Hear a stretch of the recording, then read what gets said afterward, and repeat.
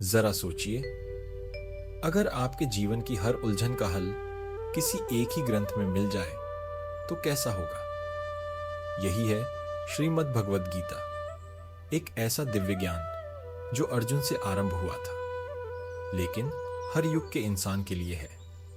कुरुक्षेत्र के मैदान में अर्जुन के सामने दो रास्ते थे। एक ओर अपने ही स्वजनों से युद्ध करने का दुख और दूसरी ओर धर्म निभाने का कर्तव्य।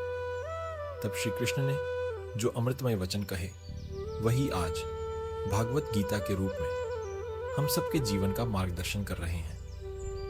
गीता हमें सिखाती है कि जीवन का सबसे बड़ा धर्म है अपने कर्तव्य को निःस्वार्थ भाव से करना। श्री कृष्ण कहते हैं, कर्मण्येवाधिकारस्ते मा फलेषु कदाचन, अर्थात इंसान का अधिकार को केवल कर्म करने पर है, उसके फल पर कभी नहीं। गीता बताती है, जो अपने मन को जीत लेता है उसका मन उसका सबसे बड़ा मित्र बन जाता है, पर जो अपने मन पर काबू नहीं पा पाता वही मन उसका सबसे बड़ा शत्रु बन जाता है। और सबसे गहरा संदेश, यदा यदा ही धर्मस्य ग्लानिर्भवति भारत, जब जब धर्म कमजोर पड़ता है तब तब भगवान स्वयं अवतरित होकर धर्म की रक्षा करते हैं। भागवत गीता हमें समझाती है कि जीवन अपने आप में एक युद्ध है, कभी बाहर दिखने वाला और कभी अपने ही मन के भीतर। इस युद्ध को जीतने का एक ही उपाय है, अपने कर्म पर ध्यान दो और अपने विश्वास को भगवान में अटूट रखो। जो व्यक्ति गीता के संदेश को हृदय से अपना लेता है उसके जीवन में अंधकार कभी टिक नहीं सकता, क्योंकि गीता है ज्ञान का प्रकाश, जीवन का मार्गदर्शन और परम शांति का द्वार।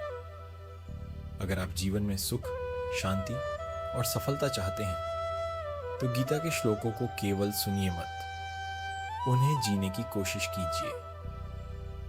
याद रखिए, जब आप आगे बढ़ेंगे तब कृष्ण स्वयं आपका मार्गदर्शन करेंगे।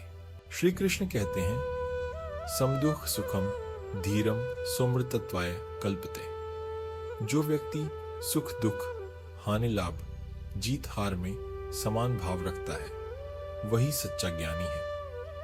आज की दुनिया में हम छोटी सी हानि से टूट जाते हैं और थोड़ी सी सफलता से अहंकार में आ जाते हैं, पर गीता सिखाती है, ना तो दुख हमें गिरा सके और ना ही सुख हमें बहका सके।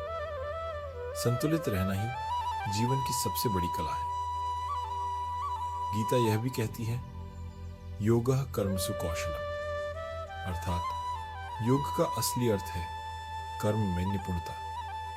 कर्म करना ही योग है, अगर वह सजगता और पूर्णता से किया जाए। सोचिए, खाना पकाना हो, पढ़ाई करनी हो, व्यापार करना हो या फिर साधना करनी हो, अगर हम उसे पूर्ण मनोयोग से करें तो वही कर्म पूजा बन जाता है।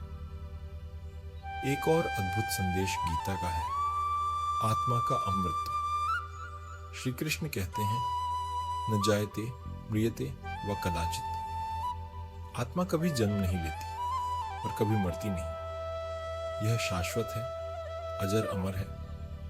हम अपने शरीर, धन और रिश्तों से चिपक कर दुखी होते हैं, लेकिन गीता हमें याद दिलाती है, असली हम शरीर नहीं बल्कि अमर आत्मा है। जब ये समझ जीवन में उतर जाती है तब मौत का डर भी मिट जाता है।